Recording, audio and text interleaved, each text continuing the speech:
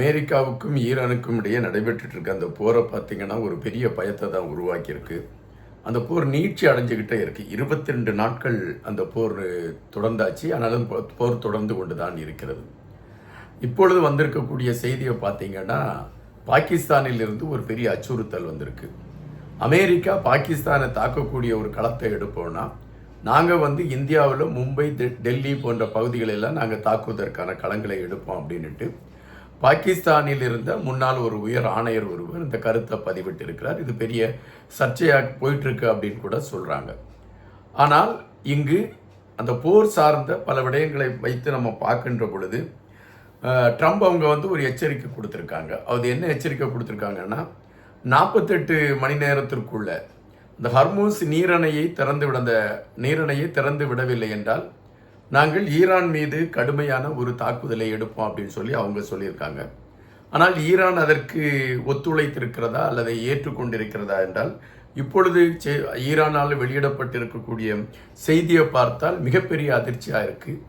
Iran என்ன செய்தியை வெளியிட்டிருக்காங்கன்னா, நாங்கள் ஹர்மூஸ் நீரணையில் போகிறதுக்கான களங்களை உருவாக்கி கொடுக்குறோம். அதில் எந்த விதமான ஒரு மாற்று கருத்தில் யார் வேணாலும் போகலாம், அதுக்கான களங்களை நாங்கள் உருவாக்கி கொடுக்குறோம்.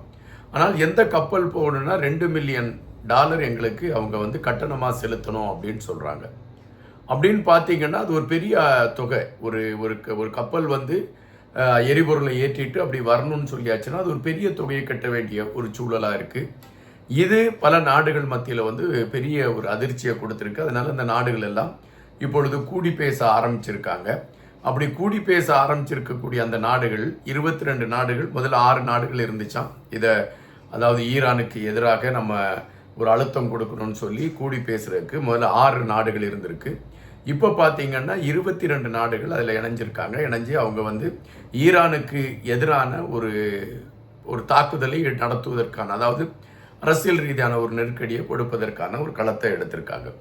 அவங்க தெரிவித்திருக்கக்கூடியது என்னென்னா, ஒட்டுமொத்தமாக உலகத்தில் இருக்கக்கூடிய எரிபொருள் பிரச்சனைகள் பெரிய பிரச்சனையாக இருந்துகிட்டு இருக்கு. அப்படிப்பட்ட சூழலில் ஹர்மூஸ் நீரணையை தங்கள் கட்டுப்பாட்டுக்குள்ளே வச்சுக்கிட்டு நீங்கள் அந்த வழியாக நீங்கள் யாருமே போகக்கூடாது அப்படின்னு சொல்கிறது ஏற்புடையதாக எங்களால் படலை.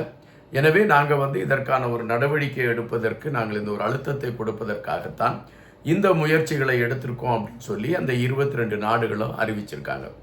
இந்த 22 நாடுகளுடைய கருத்துக்களை ஏற்றுக்கொள்வதற்கு ஈரான் தயாராக இருக்கான்னு பார்த்தீங்கன்னா, ஈரான் இல்லை. ஈரானை பொறுத்த மட்டில் நாங்கள் எங்களுடைய தாக்குதலை நிறுத்த மாட்டோம் அப்படிங்கிறதுல தெளிவாக இருக்கிறாங்க. அதுபோல் பார்த்தீங்கன்னா, இஸ்ரேல் ஈரானில் இருக்கக்கூடிய நடான்ஸ் என்கின்ற அந்த அணு உலையை சார்ந்த இடத்துல போய் தாக்குதலை நடத்திருச்சு. அதற்கு கண்டிப்பாக நாங்கள் பதில் கொடுப்போம் அப்படின்ட்டு ஈரான் அறிவிச்சிருந்தாங்க. உடனே அந்த ஒவ்வொரு நாடுகளும் அதற்கான ஒரு பாதுகாப்பு விடயங்களை அவங்க கையில் எடுத்தாங்க. அது நமக்கு தெரியும். அமெரிக்கா பல நாடுகளுக்கு எச்சரிக்கை கொடுத்திருந்தது, கண்டிப்பாக ஈரான் மிகப்பெரிய கோபமாக தாக்குதலை நடத்தும் அப்படின்ட்டு. ஆனால் அமெரிக்கா மற்ற நாடுகள் எல்லாம் கணித்திருந்தது என்னென்னா, ஈரான்கிட்ட 2000 கிலோமீட்டர் தூரத்திற்கு போகக்கூடிய அந்த ஏவுகணை தான் இருக்குது அப்படின்னு நினச்சிருந்தாங்க.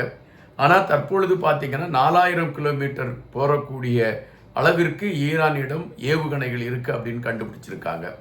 அதற்கு காரணம் என்னன்னு பார்த்தீங்கன்னா, இந்திய பெருங்கடலில் உள்ள டிகோ கார்சியாங்கிற அந்த தீவை நோக்கி ஈரான் நடத்தி இருக்கக்கூடிய தாக்குதல். ஈரானில் இருந்து அந்த இடத்துக்கு பார்த்தீங்கன்னா 4000 கிலோமீட்டர் இருக்குது. இந்த 4000 கிலோமீட்டரை தாண்டி ஈரான் தாக்குதலை நடத்தியிருக்கு. அப்படின்னு பார்த்தீங்கன்னா அடுத்தது ஈரானுடைய தாக்குதல் லண்டன் மற்ற நாடுகளையும் தாக்குவதற்கான ஒரு வாய்ப்பு இருக்கிறது அப்படிங்கிற ஒரு அச்சம் இப்பொழுது எடுத்து வைக்கப்பட்டிருக்கிறது. இதே சூழலில் தான் நடான்ஸ் அந்த அணு உலை மீது தாக்குதல் நடத்தினதுனால ஈரான் இஸ்ரேல் மேல் தாக்குதலை நடத்துவதற்கான ஒரு களத்தை எடுத்தது. இஸ்ரேலுடைய அந்த பிரதமர் சார்பில் வெளியிட்டு இருக்கக்கூடிய அந்த செய்தியில் அவங்க என்ன சொல்லியிருக்காங்கன்னா, எங்களுக்கு இதுவரை எத்தனையோ தாக்குதல்களை நாங்கள் பார்த்துருக்கிறோம். ஆனால் நேற்று எங்களுக்கு ஒரு துக்க நாளாகத்தான் நாங்கள் பார்க்குறோம். காரணம், எங்கள் மீது மிகப்பெரிய கடுமையான ஒரு தாக்குதலை ஈரான் எடுத்திருக்கிறது. அதுவும் நாங்கள் பதுங்கு குழிக்குள் எங்களுடைய அந்த அணு சார்ந்த விடயங்கள் வைத்திருக்கக்கூடிய காரணத்தினால அதில் நாங்கள் தப்பிட்டோம். பட்டு பெரும் பாதிப்பு இருக்கிறது. 80க்கு மேற்பட்டவங்க பாதிக்கப்பட்டு மருத்துவமனையில் சேர்க்கப்பட்டிருக்காங்க. 30 பேருடைய நிலைமைகள் கவலைக்கிடமாக இருக்குது அப்படின்னு சொல்கிறாங்க என இஸ்ரேல் சார்பாக இந்த செய்தியை அவங்க எடுத்து வைக்கிறாங்க. இப்படிப்பட்ட சூழலில் ஈரான் இப்பொழுது என்ன நகர்வை எடுக்கும் என்கின்ற அந்த கேள்வியே பலரிடம் மிகப்பெரிய ஒரு பயத்தை ஏற்படுத்தி இருக்கு. இது ஒருபுறம் இருக்கக்கூடிய சூழல்ல சவுதி அரேபியா வந்து ஒரு அதிரடி அறிவிப்பை வெளியிட்டிருக்காங்க.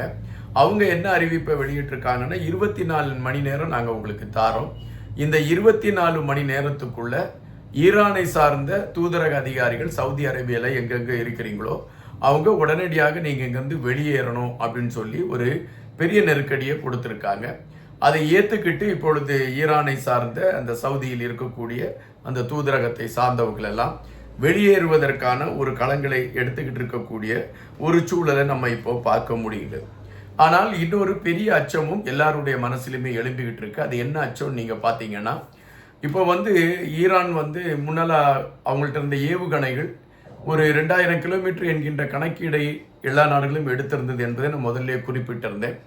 ஆனால் இப்பொழுது அவங்களுக்கே அதிர்ச்சி, எப்படி 4000 கிலோமீட்டர் செல்லக்கூடிய ஒரு வேகத்தில் ஏவுகணைகளை அதை இயக்குவதற்கான ஒரு களம் ஈரானிடம் இருக்கிறது என்று. அப்போ அந்த வல்லுநர்கள் அறிவியல் சார்ந்தவங்கள்லாம் ஆய்வு செய்கிறாங்க. அப்படி ஆய்வு செய்கின்ற பொழுது அவங்க கண்டுபிடிச்சிருக்கக்கூடிய அந்த செய்தி வந்து மிகப்பெரிய அதிர்ச்சியை கொடுத்துருக்கு. நம்ம வந்து செயற்கைக்கோள்களை நிலவுக்கும் வான்வெளிக்கும் அனுப்பக்கூடிய ஒரு களங்களை எடுத்துக்கிட்டு இருக்கிறோம். அப்படிப்பட்ட ஒரு முறையைத்தான் ஈரான் எடுத்திருக்கு. எனவே ஈரான் 4000 கிலோமீட்டரில் 6000 கிலோமீட்டர் சென்று தாக்கக்கூடிய ஏவுகணைகளை கூட அவர்கள் உருவாக்கி வைத்திருக்கலாம் என்கின்ற ஒரு சந்தேகம் இப்பொழுது எழும்பி இருக்கு அப்படின்னு சொல்றாங்க. எனவே தற்பொழுது உள்ள சூழலில் இஸ்ரேல் மீது ஈரான் நடத்தி இருக்கக்கூடிய அந்த தாக்குதல் மிக இலகுவாக கடந்து செல்லக்கூடிய தாக்குதலா என்று நம்மால் இப்பொழுது பார்க்க முடியவில்லை. இந்த போர் இது நீடித்து கொண்டுதான் இருக்கும் என்பதுதான் நான் அங்கே இருக்கக்கூடிய எல்லா செய்திகளும் வருகின்றன. கத்தாரில் தாக்கப்பட்டிருக்கக்கூடிய அந்த எண்ணெய் சுத்திகரிப்பு நிலையும் எண்ணெய் உருவாக்க நிலையும் ஒட்டுமொத்தமாக சீரழிஞ்சு போச்சு அப்படின்னு சொல்றாங்க. அதை கட்டி அமைப்பதற்கு கூட 5 வருடங்களுக்கு மேலாகும் என்றெல்லாம் இப்பொழுது செய்திகள் வந்து கொண்டிருக்கின்றன. உலகத்தை பார்த்த மட்டில் எரிபொருள் சிக்கலில் உலகம் தவித்து கொண்டிருக்கிறது. குறிப்பாக இலங்கையை பார்த்துக்கிட்டீங்கன்னா, இலங்கையில் இப்போ அவங்க எடுத்து வச்சிருக்கக்கூடிய செய்தி, இன்னும் 2-3 நாட்களுக்குள் இலங்கையில் பாடசாலைகளை மூடிடலாமா, ஏன்னா நமக்கு வந்து எரிபொருள் இல்லாத ஒரு சூழல் வருது, அதனால பாடசாலைகளை மூடி விடலாமா என்ற எண்ணத்தை எடுத்துக்கிட்டு அது சார்ந்த ஒரு தேடல் அவங்க எடுப்பதற்கான ஒரு களத்தை எடுத்திருக்காங்க அப்படிங்கிறது இப்பொழுது வந்துகிட்டு இருக்க மிகப்பெரிய செய்தியாக இருக்கிறது. இந்த சூழலை பார்த்தீங்கன்னா, நம்ம தமிழர்கள், அதாவது தமிழர் தாயகத்தில் இருக்கக்கூடிய தமிழர்கள், இவங்களுக்கிட்ட எல்லாமே ஒரு கோபம் இருக்கிறது. அது என்ன கோபம் இருக்கிறது என்றால், ஈரானுடைய வீழ்ச்சியை அவங்க எதிர்பார்க்குறாங்க. காரணம் 2009ஆம் ஆண்டு தமிழினம் அளிக்கப்பட்ட அந்த களத்தில் ஈரான் வந்து ரொம்ப தீவிரமாக இருந்து அந்த இலங்கையின் ஆட்சியாளர்களுக்கு உதவி செஞ்சாங்க அப்படின்னும், அதனால தான் தமிழினம் பெரிய பாதிப்பை சந்திச்சு அப்படிங்கிற ஒரு கோபம் வந்து தமிழர் தாயகத்தில் இருக்கக்கூடிய பெரும்பாலானவர்கள் மனதில் இருக்கு. அவங்க அனைவருமே ரொம்ப கோபமாக இருக்கிறாங்க. அவங்களுடைய கோபம் எப்படி இருக்குன்னா, ஈரான் வீழ்ச்சி அடைய வேண்டும் அப்படிங்கிறதுல எல்லாருமே மிகப்பெரிய கோபத்தில் இருக்காங்க. ஆனால் ஈரான் வீழ்ச்சி அடையுமா என்ற கேள்வியை நம்ம வச்சோன்னா, கண்டிப்பாக இப்போ உள்ள சூழலில் ஈரான் வந்து அமெரிக்காவை மிரட்டிக்கிட்டு இருக்கு அப்படின்னு தான் நம்மால் புரிய முடிகின்றது. அதனால தான் அமெரிக்கா இப்பொழுது 30 நாட்கள் நீங்கள் எரிபொருள்களை வெளிநாடுகளுக்கு விற்பதற்கு அனுமதி தாரோம் அப்படி இப்படின்னுட்டு அமெரிக்கா இறங்கி வரக்கூடிய ஒரு களம் நடந்திருக்கு. இது ஒருபுறம் இருக்கக்கூடிய இதே நேரத்தில் இன்னொரு செய்தி வந்து பெரிய அதிர்வலைகளை ஏற்படுத்தி இருக்கிறது. அது வலைதளங்களிலும் அது சமூக ஊடகங்களிலும் அந்த செய்தி பரவிட்டு இருக்கு. அந்த செய்தி என்ன சொல்லுதுன்னு பார்த்தீங்கன்னா, 10 வயதிலிருந்து 12 வயது சின்ன குழந்தைகளை ஈரானில் இருக்கக்கூடிய முக்கிய தலைவர்கள் அவர்களை தவறாக பயன்படுத்தி கொண்டிருக்கக்கூடிய ஒரு செய்தியை உள்ளடங்கிய ஒரு புகைப்படம், காணொலிகள் இப்பொழுது வெளியே வந்து அதிர்வலைகளை ஏற்படுத்திக்கிட்டு இருக்கு. அதை பார்க்கக்கூடிய நெட்டிசன்கள் என்ன சொல்றாங்கன்னா, அமெரிக்கா வந்து ஈரான் மேல் எடுத்திருக்கக்கூடிய தாக்குதல் உண்மையிலேயே நியாயமாக தான் இருக்கு, இப்படிப்பட்ட அயோக்கியர்கள் எல்லாம் அவங்க சாவதான் செய்யணும் அப்படிங்கிற மாதிரி மிக காட்டமான ஒரு கருத்தை பதிவிட்டிருக்கக்கூடியதை நம்மால் பார்க்க முடிகின்றது. ஆனால் இப்பொழுது ஈரானுக்கும் அமெரிக்காவிற்கும் இடையே நடைபெற்று கொண்டிருக்கக்கூடிய இந்த போர் எந்த கோணத்தில் முடிவுறும் அப்படிங்கிறது பெரிய கேள்வியாக இருக்குது. அது நான் முதல்ல உங்களுக்கு சொல்லியிருக்கேன், அது பெரிய கேள்வியாக இருக்குதுன்னு. ஏன் பெரிய கேள்வியாக இருக்குன்னா, ஈரானை பொறுத்த மட்டில் ஈரானில் ஆயுதங்கள் மிக குறைவாக இருக்கும் அப்படிங்கிற ஒரு எண்ணம் தான் எல்லாரிடமும் இருந்தது. ஆனால் தொடர்ச்சியாகவே ஈரான் தன்னுடைய தாக்குதலை வேகப்படுத்திக்கிட்டு இருக்கு. இப்போ கூட இஸ்ரேல் ஒரு ஆய்வை மேற்கொண்டிருக்காங்க. எப்படி அந்த ரேடர்கள், அதாவது ஏவுகணை வருது அப்படிங்கிறத முன்கூட்டியே கணித்து சொல்லக்கூடிய பல பொருட்களை நம்ம வச்சிருக்கோம்.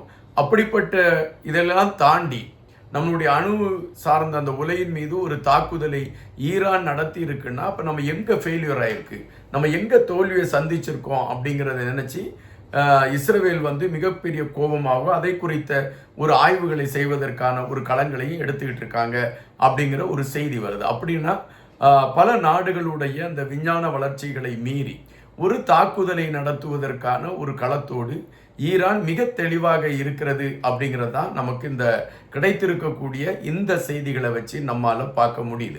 அதனால தான் நான் சொல்கிறேன், இந்த போர் உடனடியாக தீர்ந்து விடுமா அல்ல நின்று விடுமா அப்படிங்கிறத நம்ம பார்க்கின்ற பொழுது அது கண்டிப்பாகவே அது நிற்காது அப்படின்னு தான் நம்மளால் இப்போ சொல்ல முடியுது.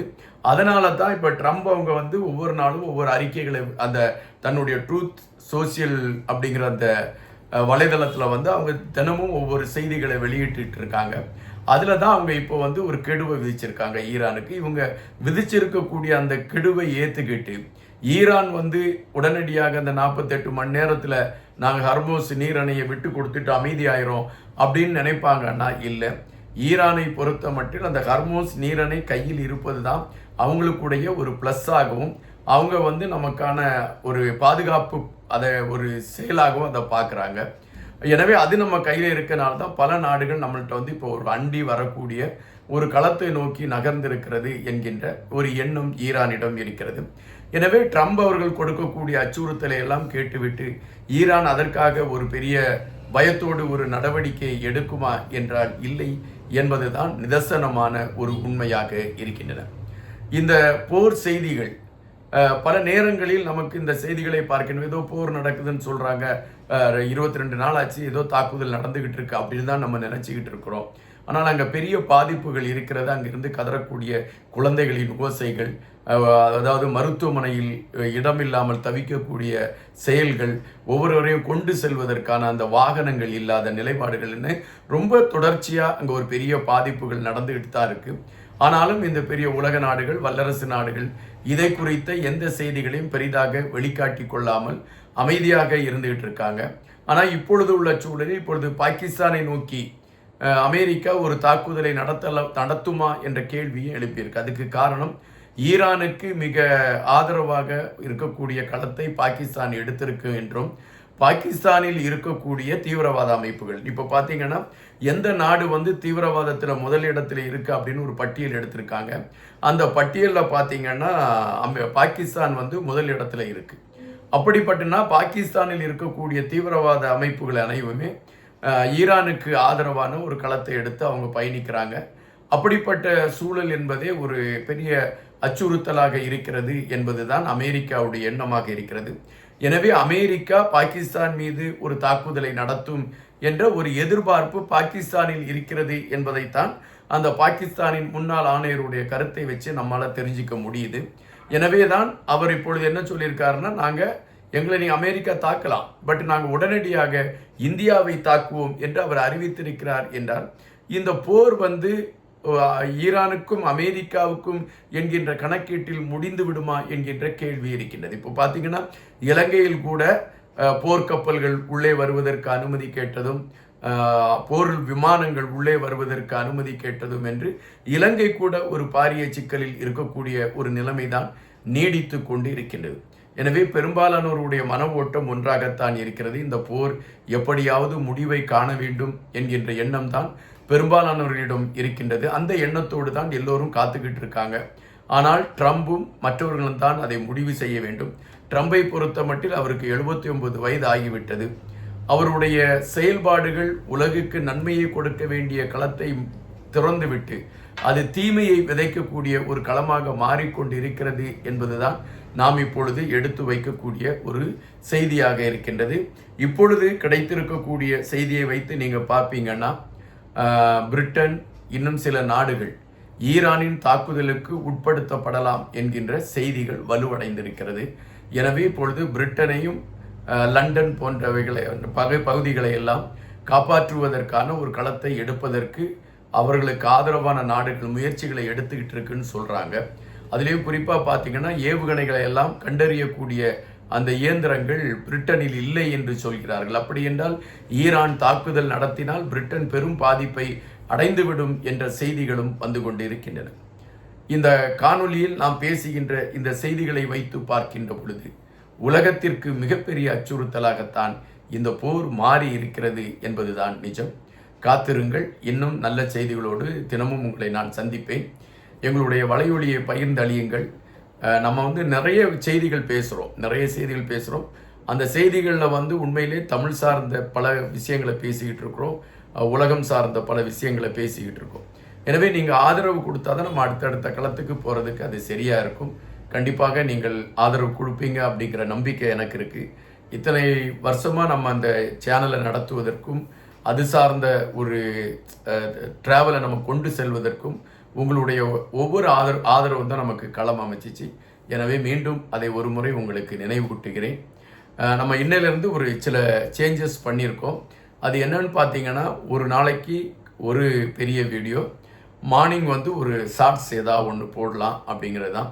ஏன்னா நிறைய வீடியோக்கள் நம்ம போட்டாலும் அது பெருசாக ஒரு ரெஸ்பான்ஸ் இருக்காது அப்படிங்கிற ஒரு களத்தில் தான். எனவே நீங்கள் ஆதரிப்பீங்க அப்படிங்கிற நம்பிக்கை எனக்கு இருக்குது. உங்கள் அனைவரையும் வேண்டி கேட்டு விடைபெறுகிறேன். நன்றியுடன் இன்பா.